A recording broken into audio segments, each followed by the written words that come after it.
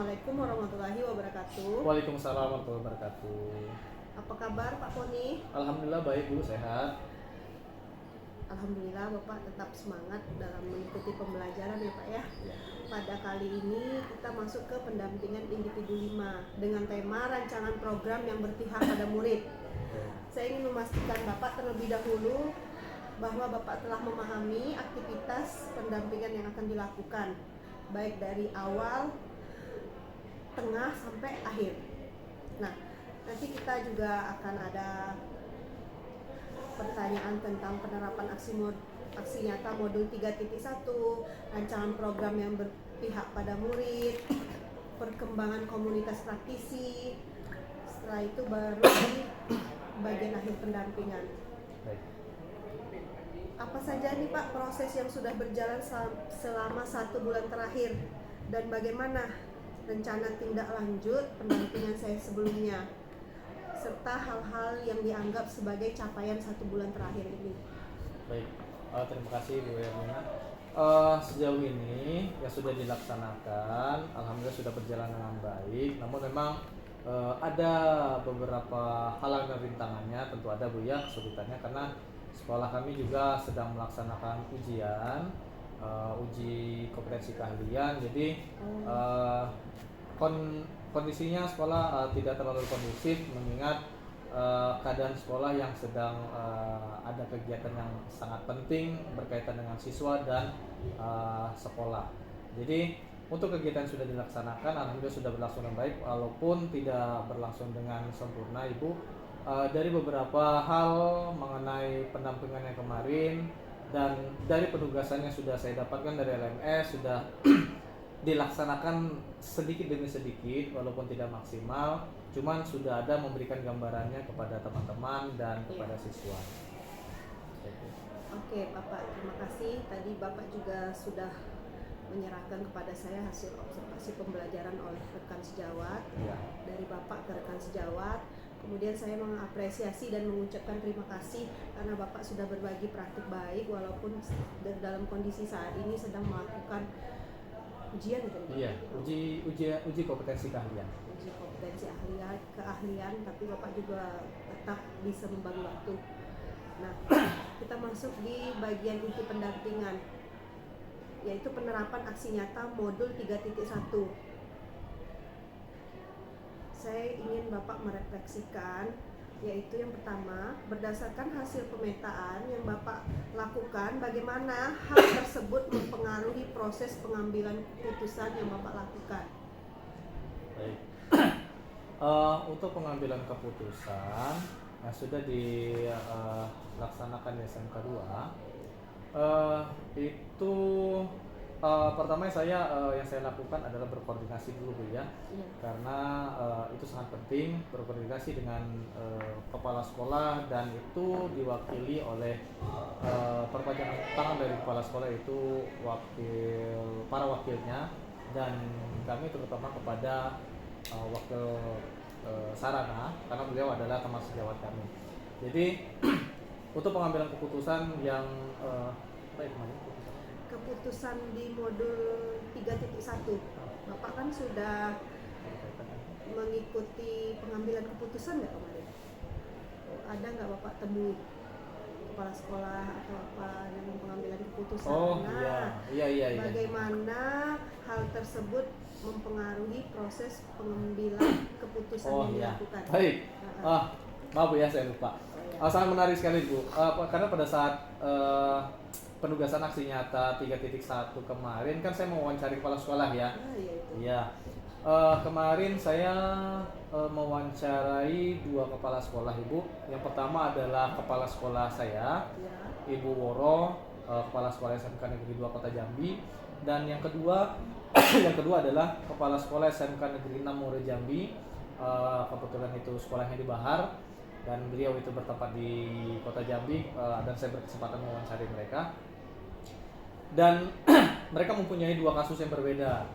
Jadi setelah saya telaah dan saya dapat dari berbagai kasus mengenai pengambilan keputusan, saya simpulkan memang semua keputusan yang harus diambil adalah suatu keputusan yang sangat terbaik untuk semua. Jadi bukan hanya keputusan terbaik bagi individu atau sekolah saja, tapi terbaik untuk semua. Dari studi kasus yang sudah pernah dijabarkan oleh berbagai dari dua kepala sekolah tersebut, Bu. Dan saya sangat antusias karena apa? Kami sebagai guru mata pelajaran tidak serta-merta selalu mendapatkan kejadian ataupun kasus seperti itu. Jadi saya bisa mendapatkan bagaimana cara pengambilan keputusannya melalui solusi yang diberikan oleh kepala sekolah. Seperti itu.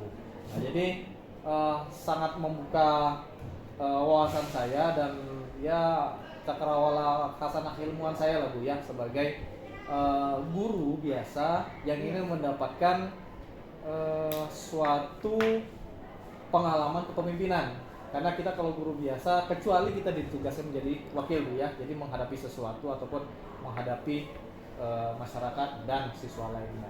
Dan itu sangat membuka wawasan saya untuk mengambil keputusan tersebut. Dan saya sangat senang sekali Bu kemarin itu.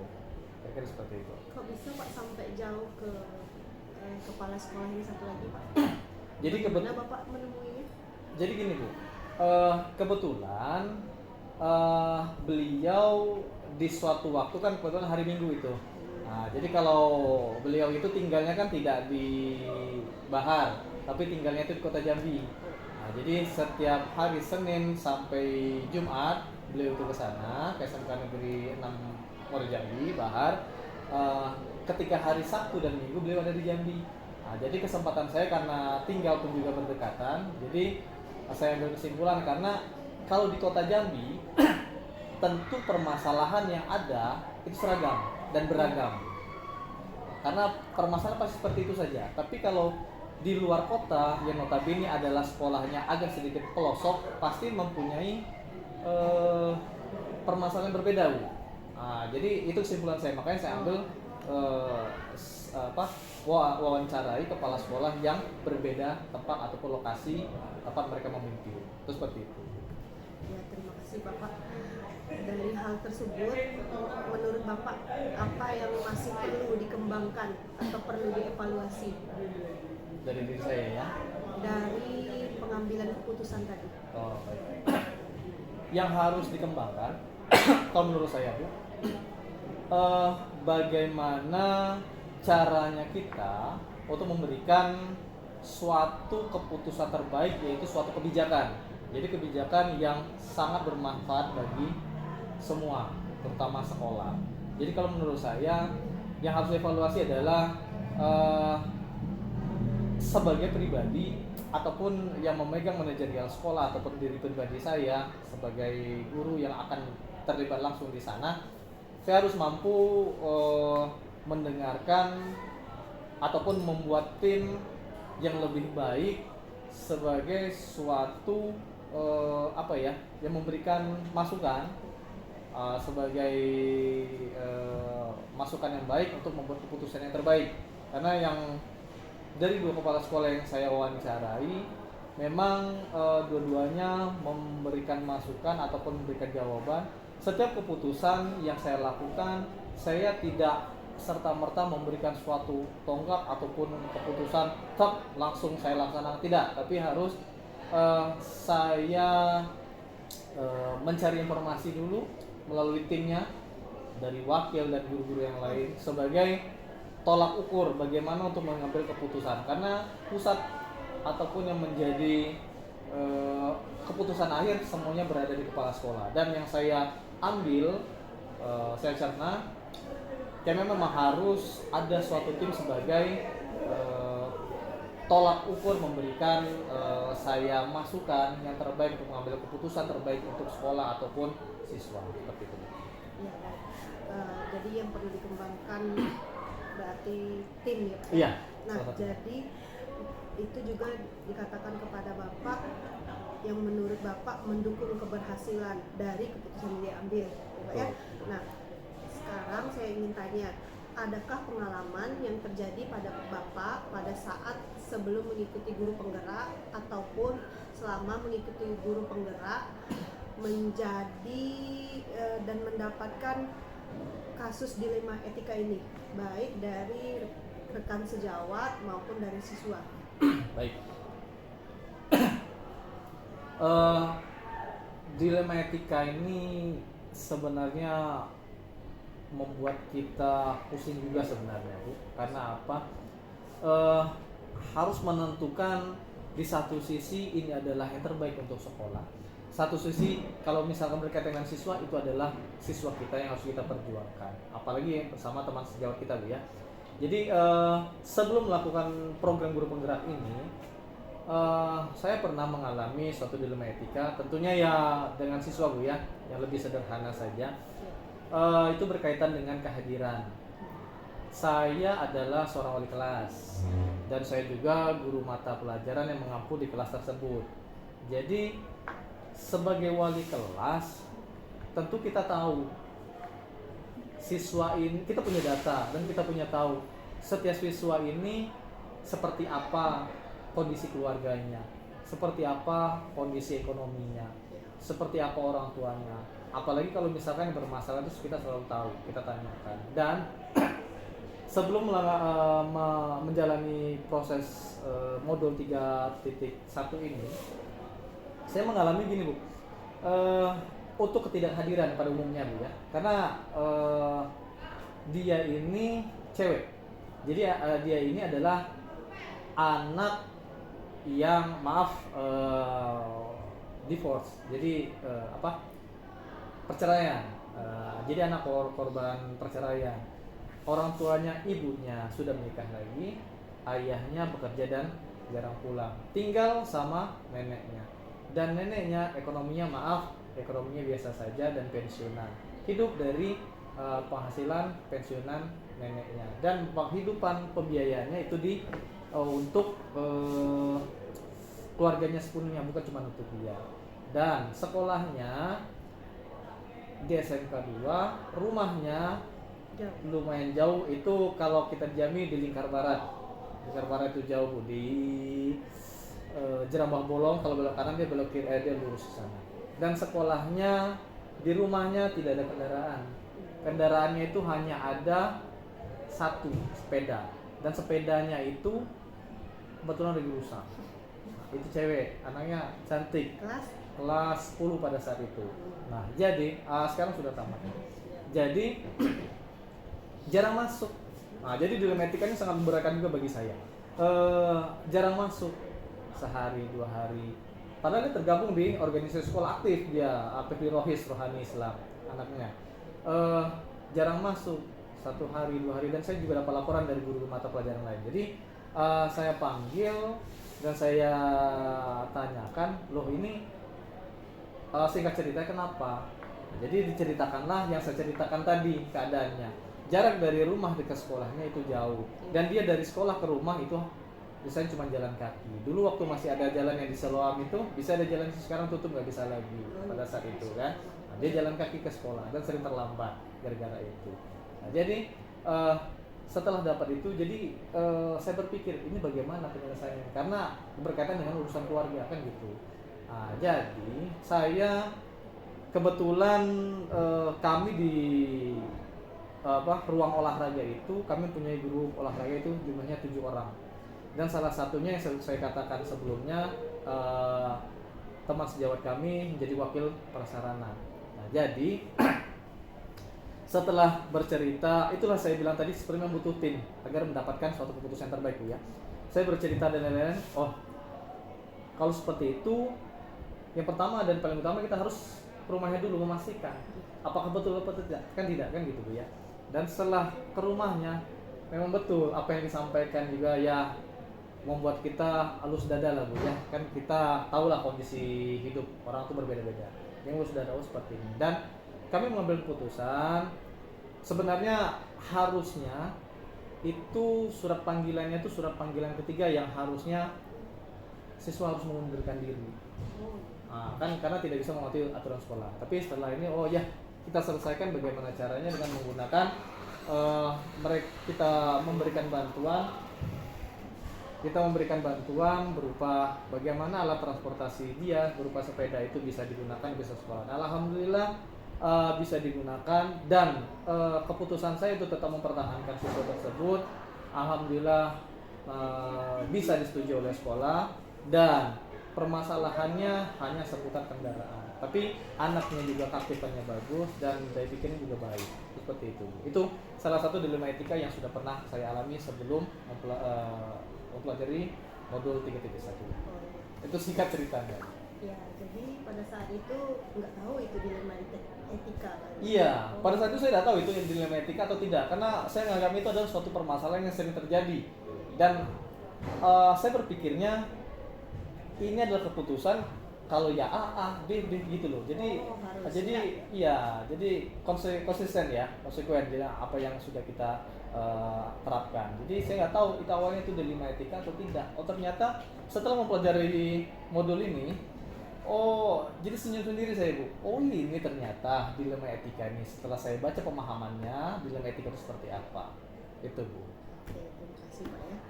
Nah, itulah yang mencerminkan dilema etika yang telah terjadi pada Bapak sebelum menjadi guru penggerak ya. Iya. Nah, apakah proses pengambilan keputusan yang dilakukan sudah sesuai dengan prinsip dan langkah yang dipelajari di modul 3.1 Pak? Waktu itu Saya rasa kalau sepenuhnya mungkin tidak, Bu ya. Tapi mungkin ada beberapa hal yang sudah ada masuk di dalamnya seperti itu.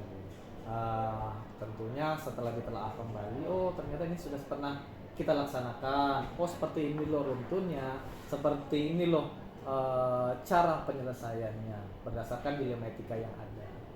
Oke. Telah terjadi tapi belum terurut. Iya. Kemudian apa hal yang menurut Bapak masih perlu dikembangkan atau perlu dievaluasi dari proses pengambilan keputusan tersebut?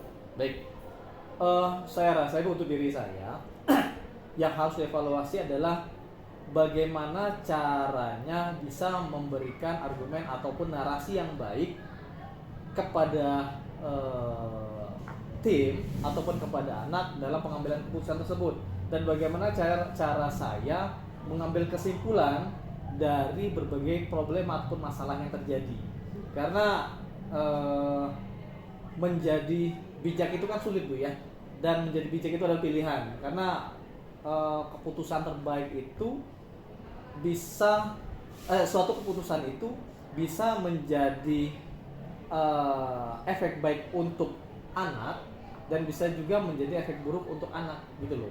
Bisa jadi dengan keputusan yang kita ambil bisa merubah anak nanti pada nantinya, atau bisa membuat anak itu yang putus sekolah ataupun yang tidak melanjutkan, padahal disitulah satu-satunya dia ajang untuk memberikan menambah ilmu dia dan untuk merubah masa depan mereka. Itu seperti itu kalau menurut saya gitu, Bu. Bagus ya Pak ya. Ya. Jadi dalam penyampaian ini juga semua pihak tuh harus bisa menerima. Iya, benar.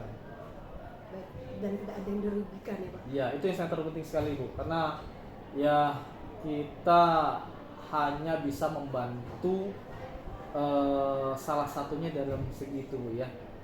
Agar jangan ada yang dirugikan dan ada perubahan yang lebih baik terhadap siswa tersebut ataupun pelaku dilema etika tersebut.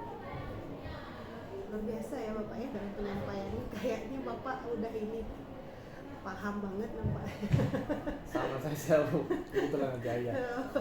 Nah, lebih udah ikut rukol, udah dikasih elaborasi, jadi tambah paham. Ya, insya Allah mudah-mudahan. Sekarang kita masuk ke rancangan program yang berdampak pada murid. Baik. Di sekolah SMK Negeri 2 ini Pak, sudah ada program yang dirancang di sekolah yang berdampak pada murid, dan apakah rancangan di sekolah ini sudah berpihak kepada murid? Baik, terima kasih. Kalau yang berkaitan dengan berdampak pada murid, tentu kan kita punya suatu organisasi di sekolah, yaitu berupa organisasi intrasekolah, Bu ya, OSIS. Dan kami ataupun saya berkoordinasi dengan pembina OSIS dan anggota OSIS lainnya, dan saya masuk ke dalam kepengurusan, yaitu berupa apa, pembina bidang ekstrakurikuler di bidang olahragaan, yaitu bola voli dan bela diri, tarung dan atletik. Dan Ibu Sri Wahyuni yang sudah pernah kita wawancarai, beliau juga di bidang olimpiade itu di matematika. Jadi kami OSIS tentunya mereka sudah punya program tersendiri Bu ya, yang berdampak pada murid. Karena apa? Untuk keterlibatan siswa dalam memberikan kepemimpinan mereka di dalam lingkup sekolah. Dan kalau kami, kebetulan saya pada saat ini adalah mengajar di jurusan ULP atau Usaha Layanan Pariwisata. Jadi kemarin di tahun 2023 sebelumnya saya dan pihak guru kompetensi keahlian ataupun jurusan ULP itu mempunyai program. Jadi kami saling berkoordinasi. Jadi kebetulan tapi memang diprakarsai oleh ULP dan dilaksanakan oleh semua. Nah, jadi membuat suatu program, mungkin programnya itu ya berupa suatu kegiatan, memang kegiatan yang membuat anak bisa memberikan membuat suatu event Bu, membuat event kegiatan. Saya karena kebetulan di SMK 2 selain mengajar di bidang PJOK, saya juga mengajar di PKK, jadi produk kreatif dan kewirausahaan. Jadi kami itu salah satu mata pelajaran produktif. Jadi kami berkoordinasi dengan guru-guru jurusan yang lain atau guru-guru kompetensi keahlian. Jadi kami membuat suatu program. Suatu programnya itu suatu acara yaitu berupa stand up comedy festival gitu. Jadi itu dilaksanakan di aula kami, dan karena ini diprakarsai oleh jurusan ULP atau pariwisata, program kami bagaimana anak ini bisa membuat suatu program kegiatan berupa apa ya tadi saya bilang tuh, kegiatan acara lah kurang lebih, sebelum lupa saya ngomong tadi apa ya, event acara tuh ya, event. Jadi buat selain di PKK-nya mereka bisa berjalan, mapel PKK-nya, dan di jurusannya juga mereka bisa memberikan suatu materi dari jurusan mereka bisa masuk ke dalam event tersebut. Contoh misalkan seperti mereka mempraktekkan bagaimana mereka membuat suatu paket wisata yang diselingi oleh dengan event stand up comedy tersebut. Cuma dalam lingkup kecilnya kami membuat suatu event stand up comedy dulu, acara diprakarsai oleh mereka, bagaimana mereka bisa memimpin suatu acara tersebut. Setelah itu mereka bisa memasarkan suatu tiket, karena kan pembelajaran ada namanya tiketing atau pemasaran tiket tuh ya, tiket pesawat dan lain-lain. Cuman hari ini bagaimana mereka memasarkan suatu tiketnya apa? Tiket suatu event kegiatan stand up comedy. Nah, diisi oleh bintang tamu stand up comedy dari Provinsi Jambi atau Kota Jambi pada khususnya. Jadi berlangsung dan alhamdulillah acara perdana dan pertama anak-anak juga antusias, karena pada saat ini kan stand up comedy sedang lagi naik-naiknya. Jadi dan diisi dengan Kota Jambi, para bintang tamu Kota Jambi, dan anak-anak juga dari SMK Negeri 2 dengan jumlah siswa yang 2.600. Alhamdulillah mereka sudah antusias, dan di aula kami alhamdulillah terisi penuh, walaupun tidak penuh seluruh lampu, tapi kita bisa melihat acara perdana saja kita sudah bisa melihat segini antusiasnya. Nah, jadi dengan evaluasi tersebut bisa jadi nanti di kegiatan berikutnya bisa lebih ditingkatkan lagi. Itu salah satu programnya Bu. Tapi memang programnya adalah program kerjasama antara kami, saya guru mapel mata pelajaran PKK dengan guru jurusan Usaha Layanan Pariwisata. Bagus Pak. Jadi anak-anak ikut nggak Pak stand up comedy itu? Atau yang dari Jambi aja? Jadi ada namanya bintang tamu. Ya, bintang Ah, tamu tadi. jadi ada bintang tamu. Bintang tamunya diambil dari komunitas stand up comedy yang ada di Kota Jambi. Nah, itu adalah acara puncaknya. Ya. Nah, karena penjualan tiket kan ada tiket yang dijual mereka berupa tiket untuk tiket masuk, itu ada income yang didapat oleh jurusan tersebut ya, anak WLP tersebut. Dan sebelum itu jurusan kami ataupun WLP memberikan selebaran ataupun informasi melalui OSIS bagi yang bisa ataupun mau mengisi. Kan kadang namanya anak setingkat SMA SMK ini punya kreativitas tersendiri ya. Ada yang berani tampil di depan atau ada yang tidak, yang sudah terbiasa tampil di depan, mereka ingin menampilkan kreativitas mereka. Jadi ada beberapa siswa yang mengisi pada awalnya.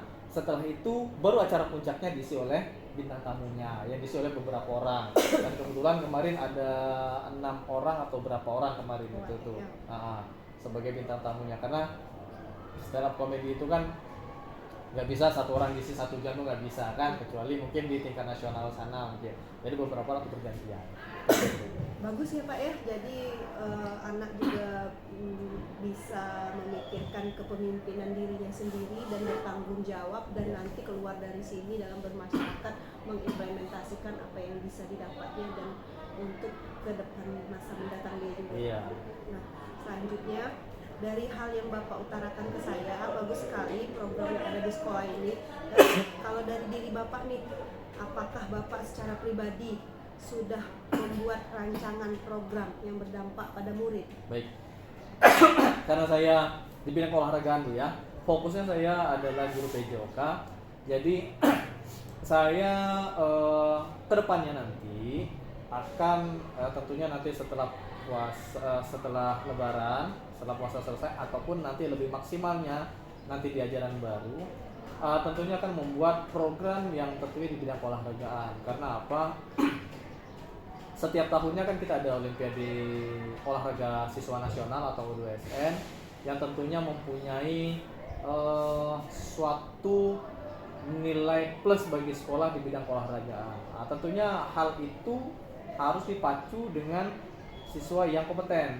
Dan kebetulan alhamdulillah di tahun 2023, di tahun yang lalu, dari SMK 2 di bidang cabang olahraga bulu tangkis, silat dan karate berangkat mewakili ke tingkat nasional, dan kebetulan di tingkat provinsi yang mendapatkan juara juga, medali juga. Nah, jadi saya mempunyai program dan akan saya jabarkan juga kepada teman-teman yang lain agar membuat suatu program yang terurut dan jelas dan dilaksanakan berdasarkan hobi mereka. Jadi bisa dilanjutkan kepada anak-anak, dan nanti akan diseleksi dan bisa langsung bisa didapatkan bibit yang terbaik untuk mewakili sekolah ketika kota, provinsi dan nasional. Itu yang pertama. Sudah itu yang kedua, berdasarkan ini saya juga kemarin baru selesai MGMP Bu ya, MGMP PJOK, dan kebetulan saya posisinya adalah sekretaris, dan kami sudah berkoordinasi dengan dengan ketua MGMP. Kebetulan ketuanya adalah guru SMK Negeri 4, dan saya sudah koordinasi, dan saya juga berkoordinasi untuk membuat suatu program. Dan yang sekarang diutamakan adalah pertama adalah berupa komite belajar, kombel Bu ya, karena itu paling penting, karena kita semuanya nanti akan ke PMM. Nah, jadi penting untuk itu, dan jangka waktu kedepannya di bulan April nanti akan kita buat suatu kombel ataupun komite belajar yang membuat suatu program pembelajaran yang nanti bisa memberikan guru-guru itu pengetahuan, dan insya Allah mudah-mudahan itu sangat berdampak pada murid. Nah, kurang lebih seperti itu Bu. Nah, di bidang sekolah seperti yang saya jelaskan tadi, yang kedua yang tadi.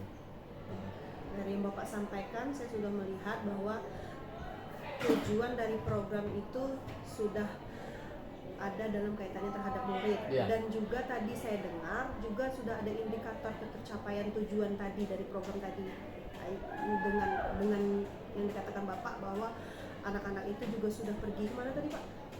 Pergi ke Nasional. nasional ya Oh, Pak iya. ya, itu berarti indikator ketercapaian tujuan Iya. program tersebut. Nah, keseluruhan proses yang Bapak sampaikan tadi, apakah keseluruhan proses sudah sesuai untuk mencapai tujuan pada murid? Sudah ya Pak ya berarti ya? Sudah. Nah, dukungan apa nih Pak yang Bapak perlukan untuk menerapkan program yang sudah dibuat? Baik. Tentunya Bu, program ini kalau kita laksanakan dengan berdiri sendiri, menggunakan kaki sendiri ataupun satu orang, sangat berat Bu ya. Ya. Jadi tentunya saya sangat membutuhkan dukungan yang paling utama. Pertama adalah teman-teman sejawat Ya. yang selaku tim kami dari PJOK untuk membantu mensukseskan suatu program yang sudah saya rancang. Dan yang kedua adalah kontribusi dari OSIS sebagai perpanjangan tangan dari teman-temannya, siswa-siswa yang lain, dukungan mereka, dan tentunya tentu kepala sekolah Bu sebagai pimpinan di sekolah yang ya notabene-nya baiknya adalah mendukung suatu program kami kan untuk kemajuan sekolah. Dan yang saya lihat memang ada pembicaraan mengenai program sekolah yang melalui rapat. Tentunya setiap program ataupun kegiatan yang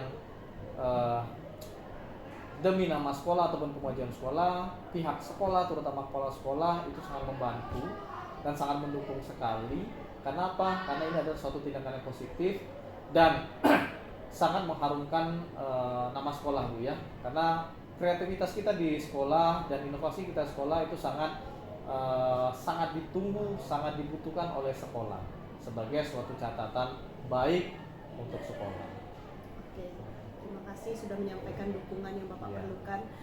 Dalam hal itu, apa yang menjadi tantangan Bapak dalam melaksanakan rancangan program yang sudah dibuat? Tantangan itu. Baik.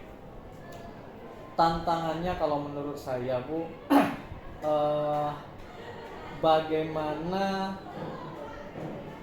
ide rancangan untuk menimbulkan ide rancangan saya diterima oleh teman-teman sejawat yang lain. Saya rasa seperti itu. Karena apa?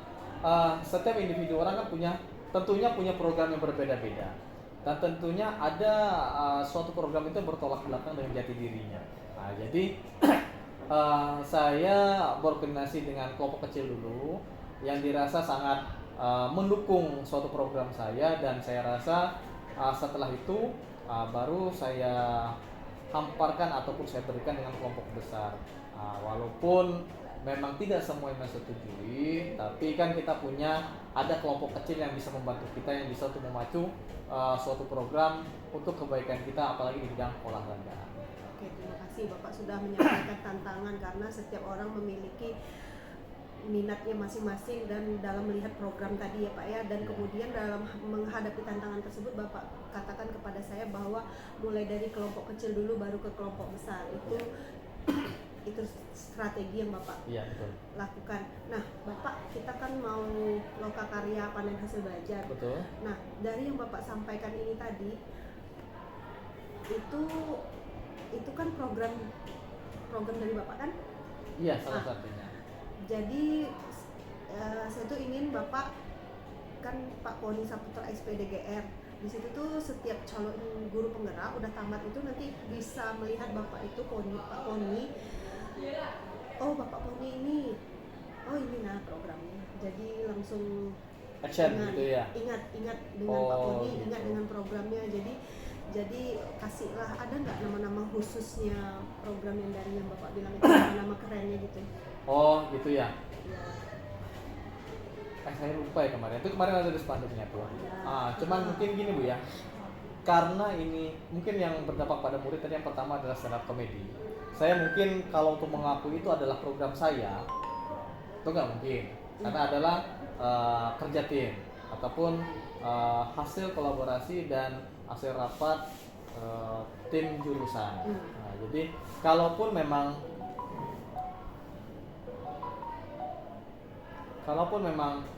ada, nanti akan kami rangkai dan diupayakan nanti untuk ketika lokakarya panen hasil ya. Ya. nanti di sana Bapak membawa yang stand up komedi yang Bapak sampaikan, atau program yang Bapak bilang tadi PJK tadi itu untuk Bapak sendiri? Saya rasa Yang mana yang akan Bapak bawa? kalau pribadi saya memang kalau yang stand up comedy itu sebenarnya lebih menarik Bu ya, karena kita melibatkan guru-guru yang lain juga. Namun di sana ada karya juga dari teman-teman yang lain. Jadi saya rasa baiknya kayaknya nanti saya pikirkan lebih baik lagi. Cuman saya lebih beratnya untuk menyampaikan berupa program saya di seputar olahragaan.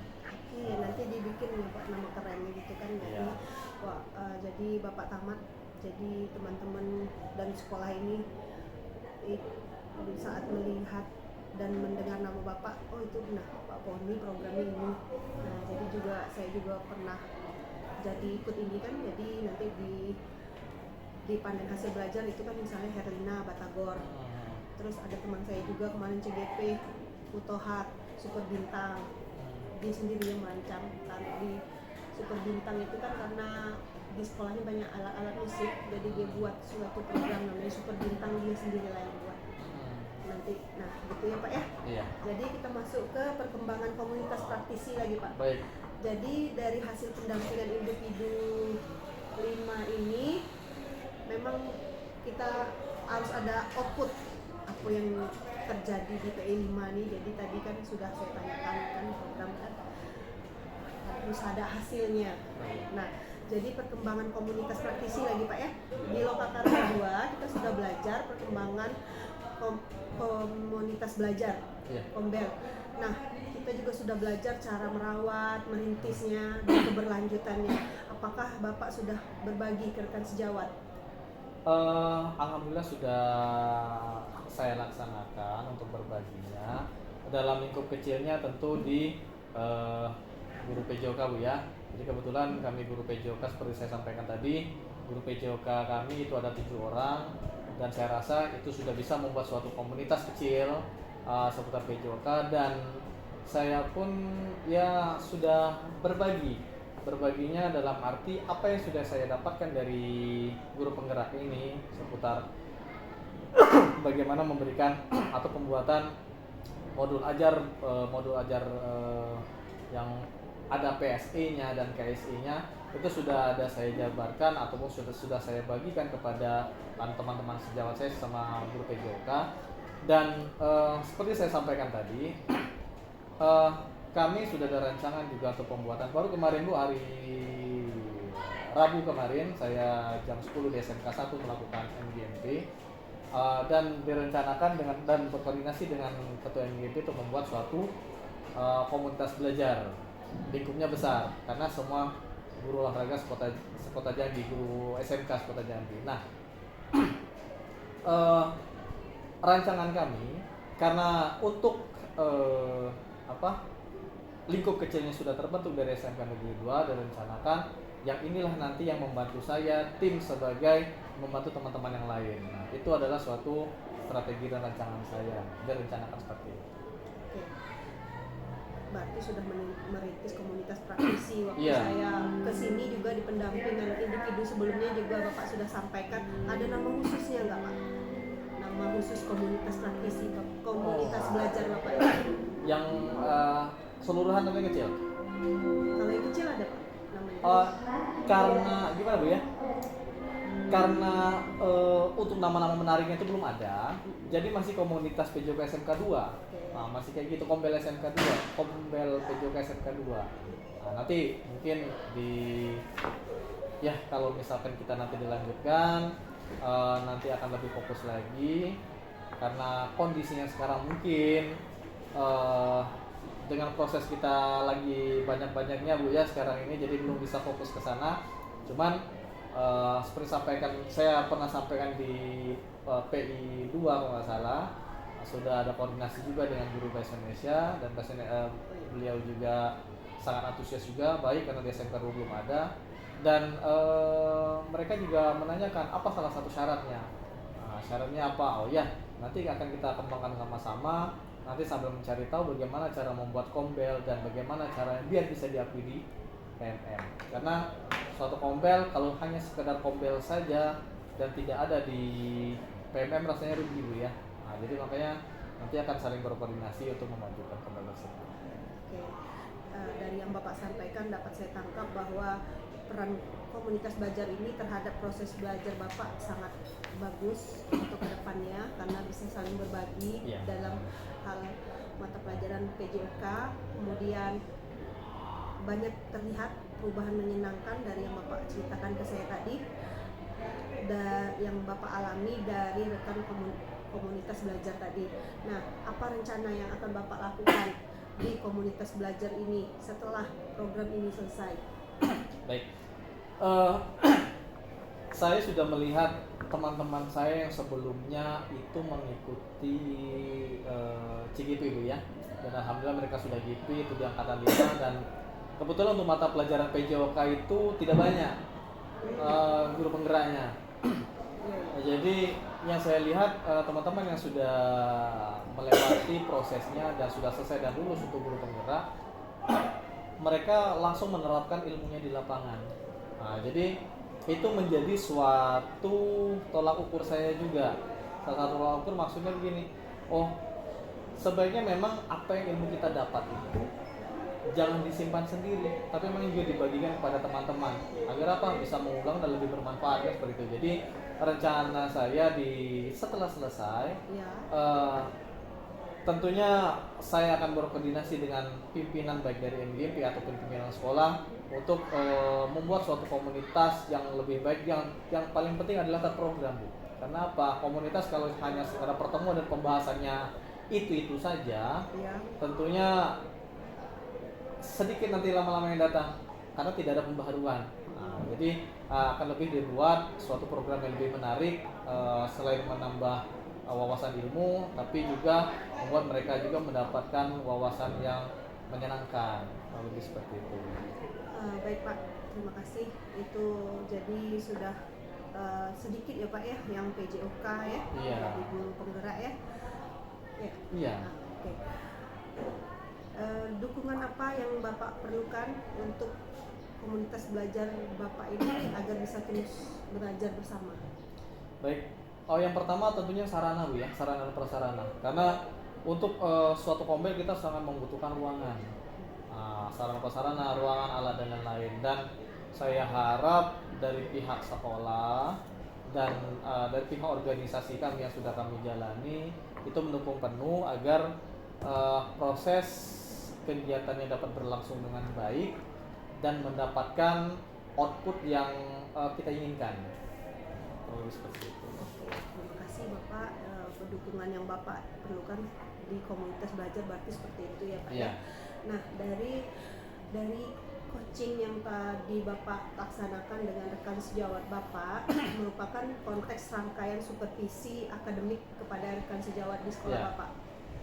Dalam hal ini tadi saya menilai ada 3 prinsip, prinsipnya yaitu kemitraan yang setara, proses kreatif, dan memaksimalkan potensi.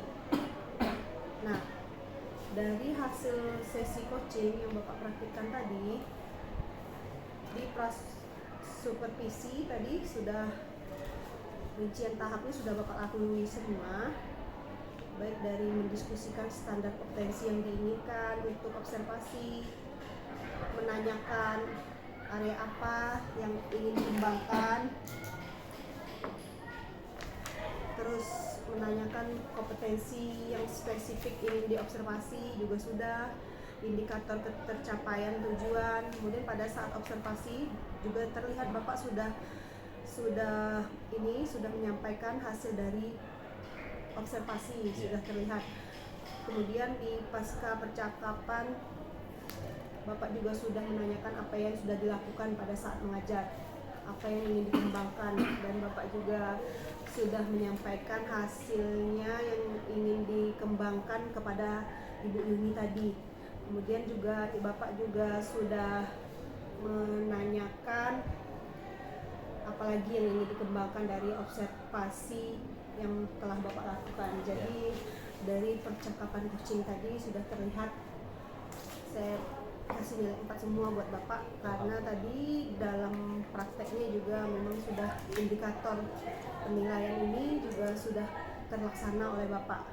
Nah, selanjutnya saya ingin bertanya, apa yang sudah berjalan baik selama percakapan tadi, Pak?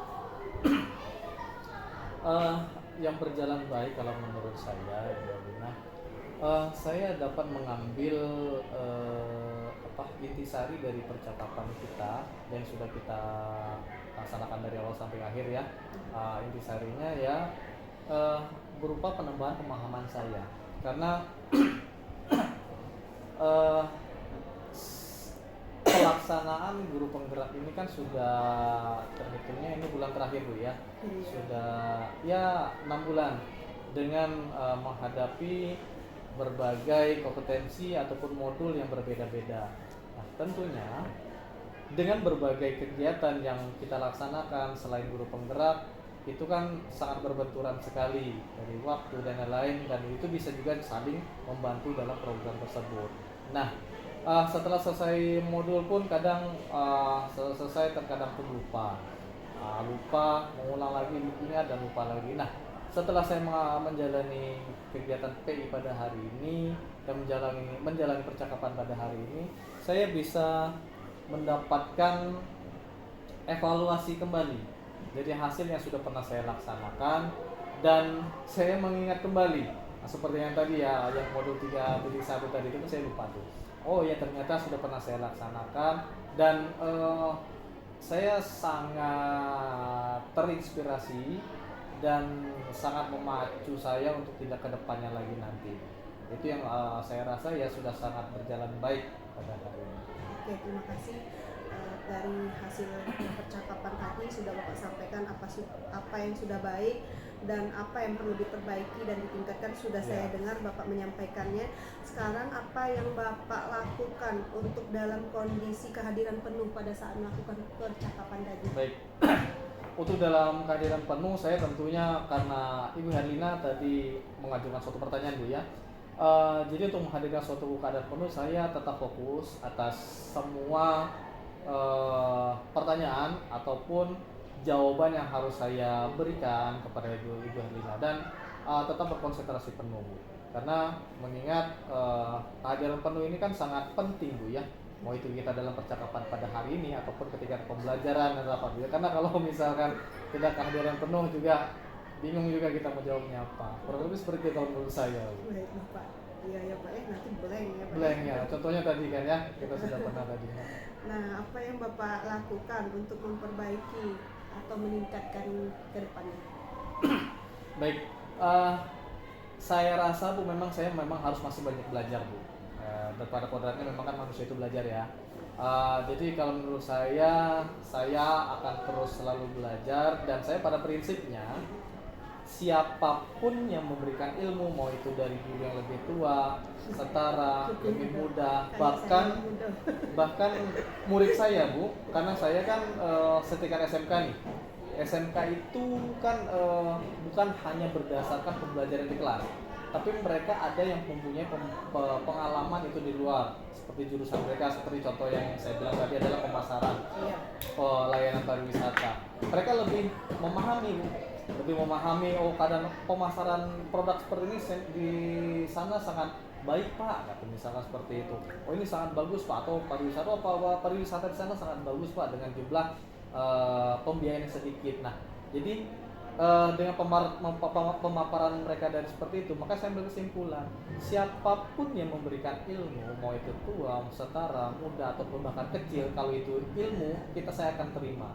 Makanya kesimpulan saya akan terus sangat belajar dan memacu saya untuk lebih banyak literasi, karena literasi penting untuk kedepannya nanti. Pak ya. Baik Pak. Itu tadi kita sudah selesai ya Pak tentang ini apa namanya tadi, tentang proses pasca observasi pembelajaran, dan Bapak juga sudah melakukan coaching. Nah, kemudian ini kita masuk dalam materi akhir pendampingan Pak. Iya. Setelah Bapak menjalani program pendidikan guru penggerak, hal-hal yang menurut Bapak nih paling Bapak kuasai materinya yang sudah dipraktikkan apa nih? Yang paling saya kuasai ya. Kalau menurut saya Bu, mungkin saya lebih ke kekuatan aset. Aset. Iya, kalau menurut saya sih seperti itu, karena mungkin karena saya adalah orang lapangan Bu ya, dan hobi bertemu dengan orang banyak. Jadi kita bisa melihat kekuatan dan kelemahan dari aset sekolah. Saya rasa mungkin lebih ke sana kalau pertimbangan dari diri saya sih gitu. Situ ya Bapak yang paling dikuasain ya. Kemudian materi apa nih yang masih membingungkan dan ingin dipelajari dari Bapak di pendidikan guru penggerak yang Baik. Bapak dapatkan? Saya rasa saya harus lebih memacu seputar ini Bu, pembuatan modul ajar yang ya berdiferensiasi, karena pemahaman mengenai diferensiasi itu saya lihat di lapangan itu berbeda-beda. Karena apalagi sekarang itu kan pembelajaran harus berdiferensiasi ya, dan diferensiasi itu bagi sebagian orang itu banyak tidak mengerti, dan saya juga merasa hal itulah yang harus saya pelajari penuh dan saya tingkatkan. Kenapa? Karena ya kita tahu Bu, kalau jadi guru penggerak itu orang taunya sudah jadi guru penggerak pasti semua tahu, gitu kan. Semua tahu. Nah sedangkan di suatu komunitas, di organisasi ataupun di sekolah, yang paling banyak ditanyakan itu adalah seputar modul ajar, perangkat pembelajaran. Nah kalau misalkan kita tidak menguasai hal tersebut, bagaimana kita bisa mempertanggungjawabkan kegiatan yang sudah kita laksanakan? Dan itulah salah satu misi saya bersama dengan Ketua MGMP, bagaimana memberikan sosialisasi kepada teman-teman agar dapat menyeragamkan pemahaman. Itu paling penting. Pertama, menyeragamkan pemahaman bagaimana pembelajaran berdasarkan kurikulum yang sedang kita laksanakan sekarang, apalagi di kurikulum Merdeka ini Bu ya. Nah ditambah dengan pembelajaran berdiferensiasi. Kita tahu pembelajaran sekarang masih banyak teman-teman kita yang menggunakan metode-metode lama, Iya. baik itu ceramah dan lain-lain gitu. Oke Bapak, dari sisi Bapak yang pembelajaran berdiferensiasi ya Pak ya. Iya. Nah iya, kadang kalau orang itu menerima materi pembelajaran yang diberikan ada beda-beda ya Pak ya. Betul. Yang kemarin saya temui hampir seluruhnya dilema etika. Kalau Iya. Bapak pembelajaran berdiferensiasi. Tapi saya lihat tadi Bapak memang udah ini sih kayak udah lama berkecimpung di dunia dilema etika gitu. Mungkin pengalamannya gini dia. Saya pernah mengajar di sekolah yang isinya, saya ngajar satu kelas isinya 3. Mungkin itulah pengalaman itu mendewasakan kita mungkin ya. Dan sering berbaur dengan para pimpinan dan kawan-kawan yang lain yang punya pengalaman lebih. Saya pernah mengajar yang satu kelas isinya 3, isinya 5 di satu sekolah tersebut, isinya 5 dan paling banyak itu 15. Itu ada sekolahnya di dekat Belmundu. Dan saya juga pernah mengajar di satu sekolah yang isinya sekolahnya siswanya itu yang tidak diterima di mana-mana. Mengerti Bu ya? Di sekolah sini tidak diterima, sekolah ini dikeluarkan. Saya pernah mengajar sekolah itu. Dan biasanya sekolah tersebut paling banyak masalahnya. Dan disitulah kita, karena kalau guru olahraga itu biasanya koordinasi dengan wakakesiswaan yang mengurusi tentang permasalahan siswa dan kegiatan siswa.